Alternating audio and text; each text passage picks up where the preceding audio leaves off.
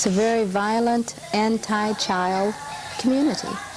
You know, black-on-black crime is a very serious thing. Last year in the city of Chicago, there were 15,000 shootings, close to 16,000 shootings in a one-year period. Shootings. Nearly 1,000 murders. Overwhelming majority of them occurred among young black males. That if I were a black American male, American, I'm having trouble getting a job without being able to read or write. So folks, you know what I would do to make a living for my children? I would do three things. I buy a gun, a knife, and drugs to sell. It's the drugs, the gangs, the prostitution, the theft rings, and gun running, and all of these kinds of subcultural activities that exist. All of them exist as a real threat and pose a real threat to the safety of children and to the possibility of any one of the children in this school reaching the age of 16. That's how important education is. Basic education.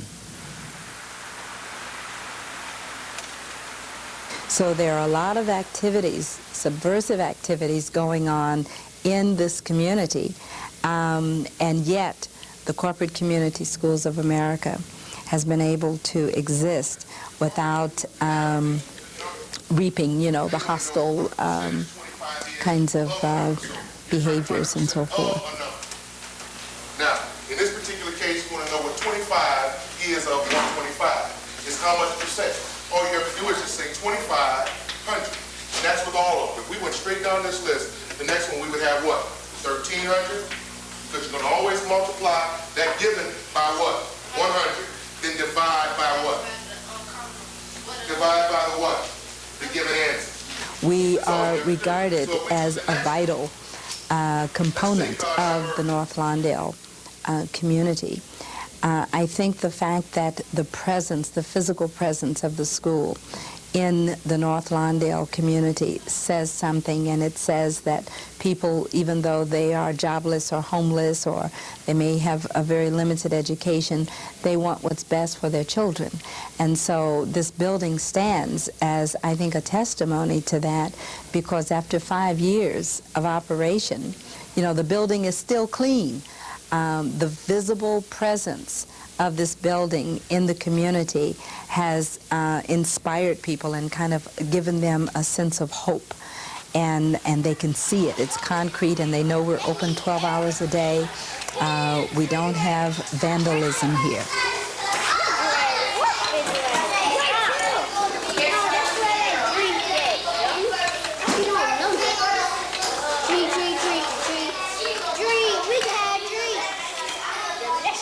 Well, there are Lawndales all over America, Chris. I mean, the inner city communities of every major city in this country are where our education system seem to be having the greatest difficulty. When we were in the planning stages in '87, we considered different locations. Finally, though, the planners came down on the side of the logic of going where the problem is the most difficult. If, in fact, we want to demonstrate something that's useful to the reform effort in this country, then certainly we cannot ignore the terrible plight of children growing up in inner city communities. And so the decision was to place the school in one of the most impoverished communities in the country, and to begin to test our efforts there.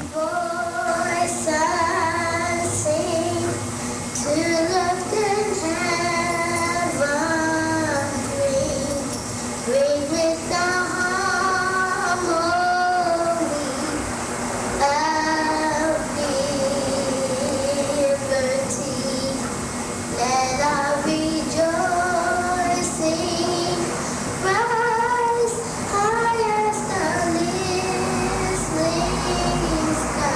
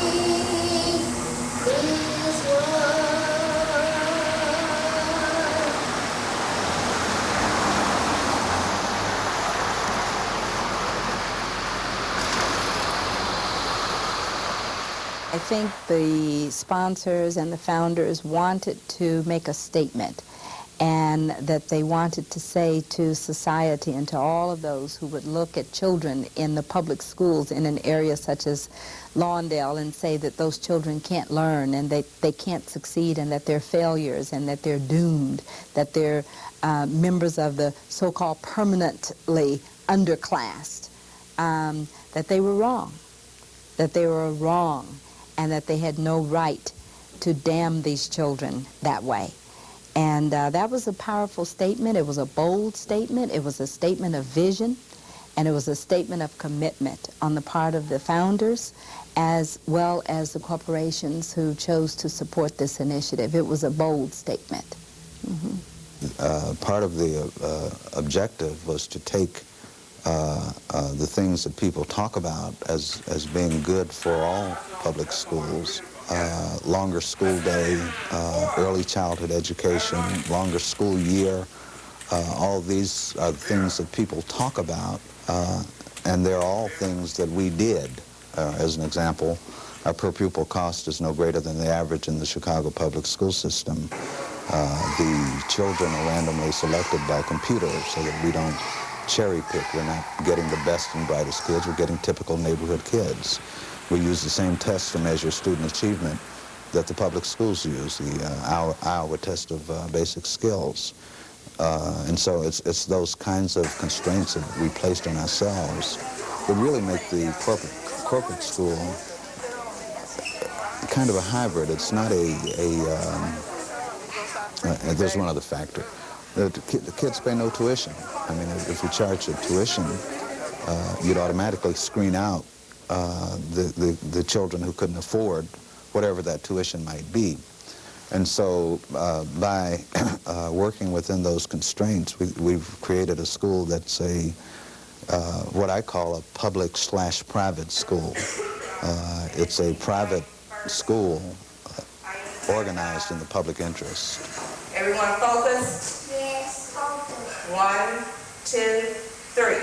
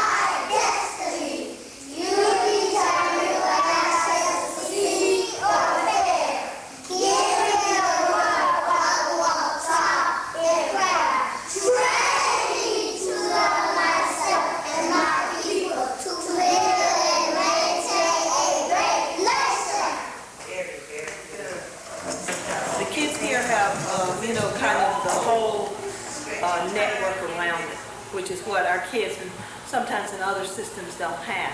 And by that I mean, here they're trying to not only impact the lives of the kids that you have for the 6 or 7 hours a day, but also their families. See, that's the deal that kind of makes this school, different from other schools that were in a public system. But here, because we have the HUB program and we have programs for parents in order to try to help them get their mobility in terms of careers together in the GED program and the parent participation, because it's, corporate community school.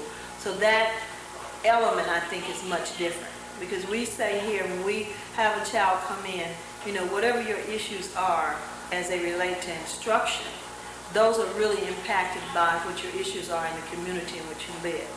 And if your parents are having issues as they relate to employment or survival or or mobility or having the resources or the time or whatever to work with them, then we can work with the parents in a much more defined way than a PTA that you would have, say, in a traditional system. Do you know what I'm saying? And we have a HUB coordinator that coordinates kind of all of those different activities for the parents. Because if you're trying to teach a child from 8 o'clock until they go home at 3:30, and you're trying to give them, for example, we're working on subjects and predicates, And that's not really important to a child when he goes home and he gets home and his mom is having some issues, or they're having some issues in terms of where they live, or, you know, or health or whatever.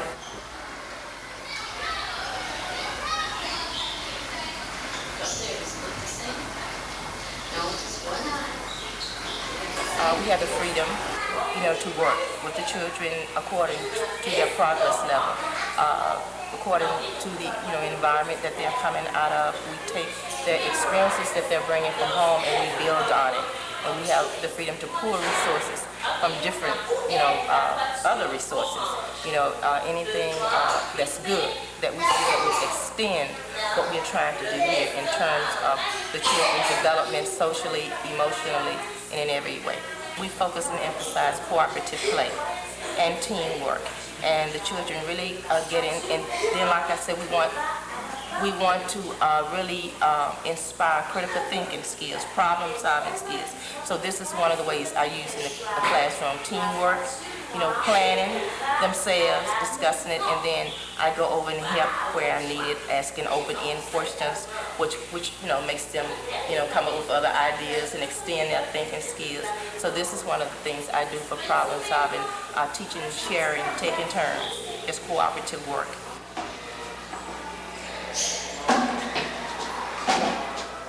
It's by leaps and bounds. You wouldn't believe the type of things that they come home and tell you.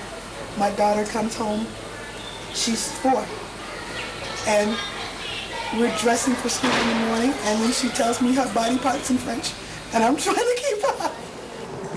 Bonjour. Bonjour.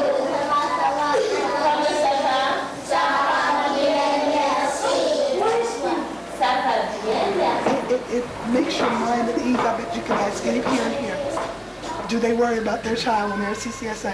They're going to tell you no. They're going to tell you no, because it's almost like a maternal feeling that the teachers have. And I've seen them. They come down to the office. Mary, could you sit with her? She's having a bad day. We sit and we talk about it. What's going on? They feel that it's always somebody. It might not be the teacher, it might be the assistant. They can call the principal. The vice principal is always somebody they can come to, and they sit down there, and it's like men and women come to you, asking you about the problems of life. I'm like, ah! But they do. I can't explain how it came about, but I guess it's a well-being, a comfortableness that they've got, that they know what's happening here. They know that people care about them. That makes a parent at ease to know that the total well-being of the child is being seen after, not just in academic means, but the cleanliness of the school, the nutritious lunches. They got a guidance counselor, vice principal, office staff, anybody that they can turn to if they got a problem, which means that it takes a load off of you. And my being a parent, I know that if you send your child out and you don't know in what condition they're going to come back from school, or if they're going to come back.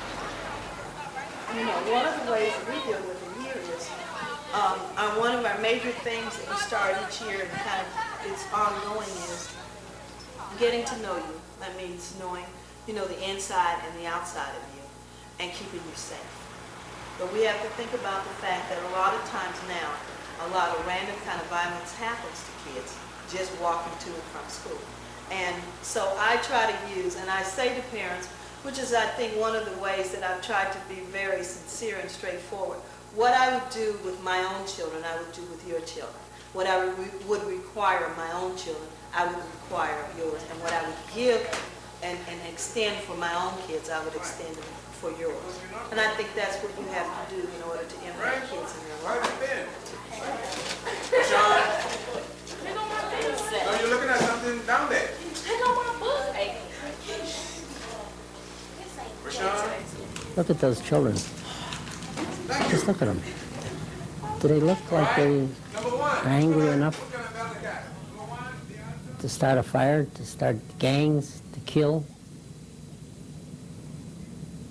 Not that looks tell the whole story, but they're in an environment where they feel safe and comfortable. And if we can do it, the city and the state can do it, and it needs to be done in very few places. How about Detroit, Pittsburgh, Cleveland, Philadelphia, Boston, Washington, New York, Miami, Atlanta, Dallas, Los Angeles, San Francisco, Seattle, Minneapolis, name a major city. I say, let's try everything. Look what's not working. And that's really my cry. Try it. Can't be any worse. What's the mystery? The mystery is, why do we continue with this insanity? Because while we're talking here, folks, they're making babies. The father's about 14 and the mother is 13 or 12. And it's going to go on, and you're not going to stop it. And this is just the city of Chicago. I'm talking every inner city, and not just the inner city. Ignorance isn't just in the hands of those who live in the inner city. We know it's spreading. Do I think education is important? I think it's the key. Others are saying it. If I'm a black man, and I live in the city of Chicago, and I'm middle class, and my kids are all nice kids and they're doing so well, who's likely to kill them?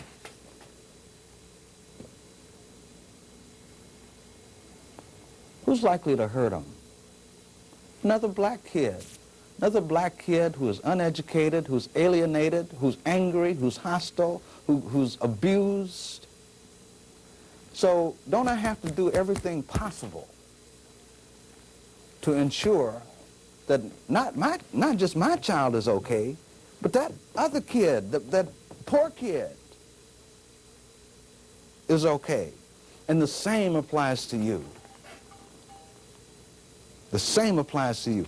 And if you carry the process as far as I have predicted, that is, we do little or do as much as we have done in the past, or have done as much as we've done over just the last 20-some-odd years that I've been involved, then it's a pretty safe bet that the problem will continue to increase and that the children of today will become the gangs of tomorrow.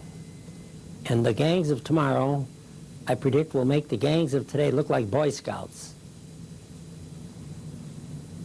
And the difference is education. And to damn them, to damn their parents, the single parents, their teenage parents, and the whole scene is not a solution. I agree with you, that's part of the problem.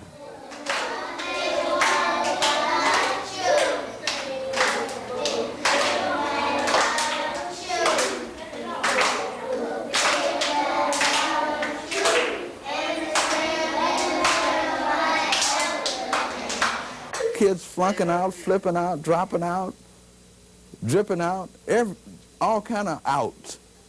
Just get the doors open. When are we going to stop this nonsense? Promised improvements that are never delivered. So for the community, I want to see them start repairing the Manleys, schools. That's going to say something to me. Look at this. You're not even bothering to fix my house. I'm willing to live like that. Fix my schools. Give my kid a chance, a better chance than I had.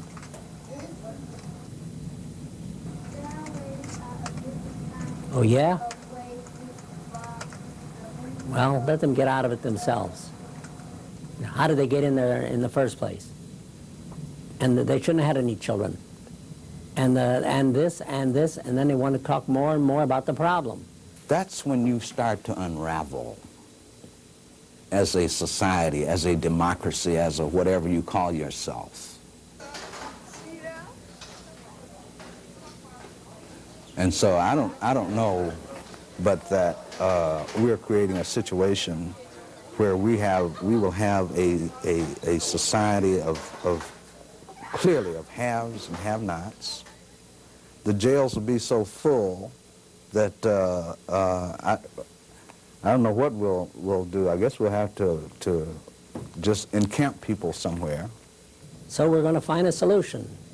Richie, you know what we're going to do? We're going to put them in a place, words that are repugnant to me because I'm a Jew. We're going to put them in concentration camps. Oh, we'll call them boot camps. Will that lessen crime? No. But it'll make it cheaper to maintain it?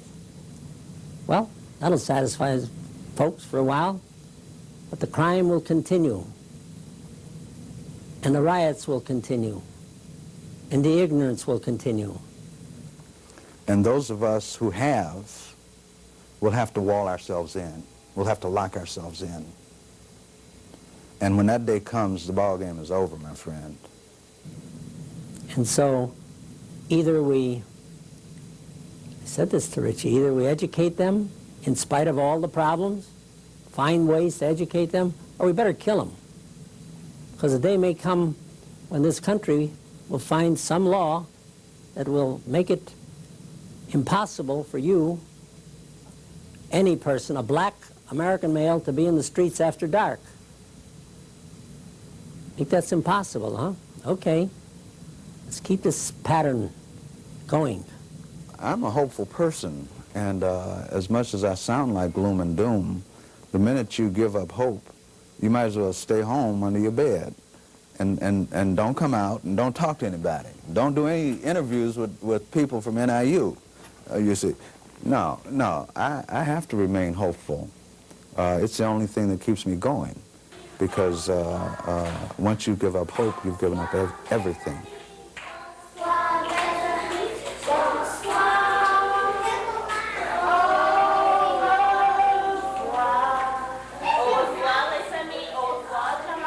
Keeping the hope and the vision and the philosophy of this school alive, so that it becomes the beacon, it becomes the lighthouse, is going to be the most challenging part, I think, of our work. The only thing that we tried to do at that school is to make one simple point, is that the poor little black kids, poor little Hispanic kids, the poorest kids in this country deserve the very best that we can give them. That's all. And that we can do it if we want to. If you can do it in one school, why can't you do it in 20 schools? If you can do it in 20 schools, why can't you do it in 600 schools? I said, I'm going to send a message to the governor. Governor Edgar, listen to me. We need money for education. And I know there is no money. You don't want to raise taxes. Well, tax the wealthier. Tax me. Tax my company. This is along the lines of President Clinton's philosophy. And I still say someone's got to pay the bill. You guys are maybe making a living. Okay, you can't afford an increase in taxes. I'm making more than a living, and there's many like me. But you got to find the money for education. But more important than finding the money is finding a way to manage the money. Because if you're going to keep on, excuse the expression, pissing it away, I don't blame Illinoisans for not wanting to pay more in taxes. Look at what I'm getting for my money. More of the same.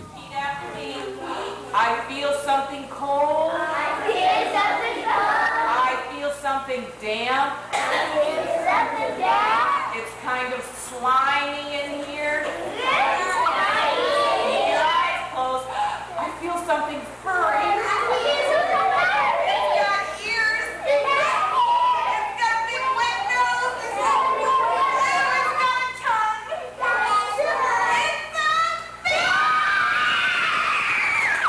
Wait, there's a tree.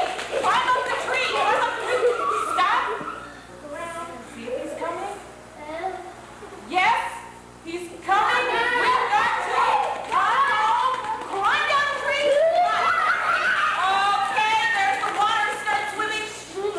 Okay, there's the mud. Ooh, start going.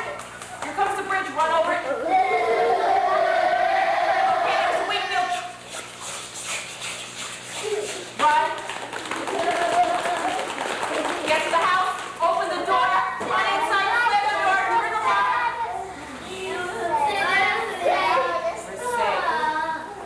I'm not so sure it's financially sound. It's morally sound.